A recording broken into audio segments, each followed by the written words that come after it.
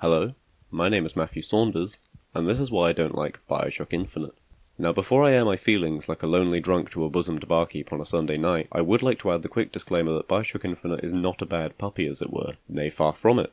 As far as recent games go, it's actually quite good, as can be inferred from its daily showers in money and trips to cocaine tastings that it's earned from its billions of awards it was plastered with like a saucy piece of wall just begging to be pebble dashed. Yes, if you're looking for swashbuckling, zipliney adventure, universal warping like a 2005 episode of Doctor Who, and graphics that could stiffen the trousers of even the local short-sighted hobo, then Bioshock Infinite should definitely entertain. However, as I'm sure your brilliant, bulbous Holmesian mind has already ascertained from the title of this here video, I did not like this adventure. But how could I not after all of the above? It captures the spirit of Bioshock 1 while still being a new, deep, character-based drama. Matt, are you insane?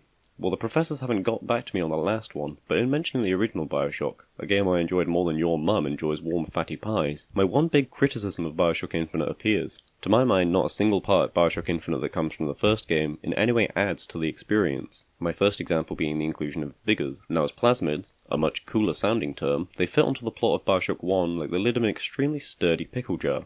Some parts of the plot get a bit questionable, but the screwed on top of adamant plasmids acts as such a core theme that it prevents the pickles of plot from rotting away. Now to use the same simile for Bioshock Infinite, the game is a pickle jar, the lid labelled Vigors is next to it on the table, and a thin ripped piece of cling film with parallel universes scrawled on it is trying to hold up the plot. And this leads to the question, why include Vigors at all?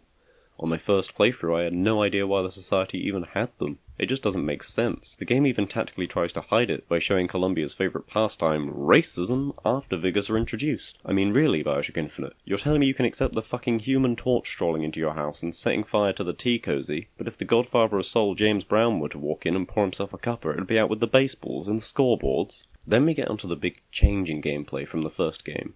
The previously mentioned zippy-whippy wahey swashbuckling adventure, which deliberately aims to be as different as possible from the survival horror, shit, I really need a health bag before I get drilled like a repairman taking out his anger at his sexless marriage on a saucy wall, instead aiming to keep the pace fast and fun. But unlike Bioshock 1's big, buff, muscled protagonist, Booker appears to have a severe case of iron deficiency and can only carry a measly 2 weapons at a time. Now I believe this is to encourage the use of the zip lines or sky wires or whatever the shit they're called to speed around like a hedgehog from the 90s with a compulsive need to swap weapons, but to me this just had the complete opposite effect. I'd mow down the racists like a big old saviour of justice, and then one of the Big Daddy's contractually necessary big guy cousins, Sir Wankalot, would show up, on which I'd have to awkwardly cough and zipline away looking for a gun that would do more damage than a piece of sweet corn being blown out of a toddler's nose. And yet despite encouraging you to dip your hands in lots of baskets, Bioshock Infinite then slams them shut on you, only giving you a certain amount of money to upgrade them, meaning I ended up only ever swapping out my secondary weapon for fear of losing my actually decent gun. The big arenas themselves ended up slowing down gameplay even more. I can think of at least 3 occasions straight from my first playthrough where I'd wipe out all the enemies and be ready to move on, only to find out that one inconsiderate chucklefuck was left there, and I'd have to zipline around like a fucking litterman chasing after a piece of trash in the wind before I could actually play the next part of the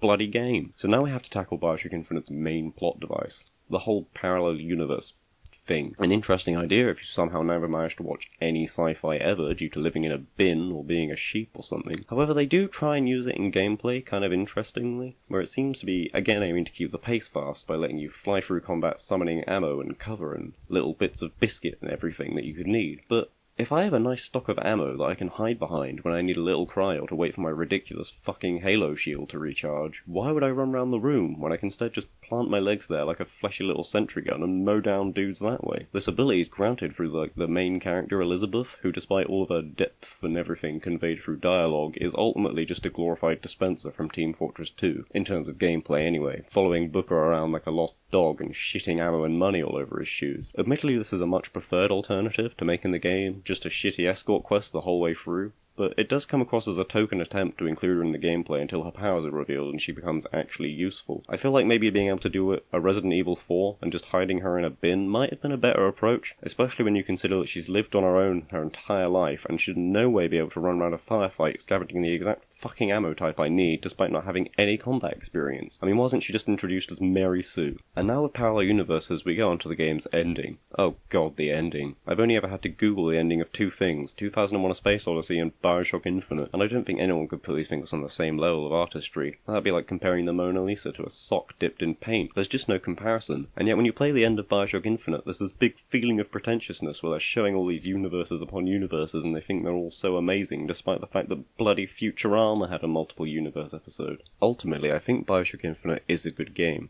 but it had the potential to be a great one. If they'd taken all the energy they put into Vigors and the Rapture scene and eating cake, instead focused on expanding the parallel universes as an actual gameplay device, I think it could have been truly amazing. Then again, with a head as big as this game thinks it has, it's no surprise it got stuck up its own arse.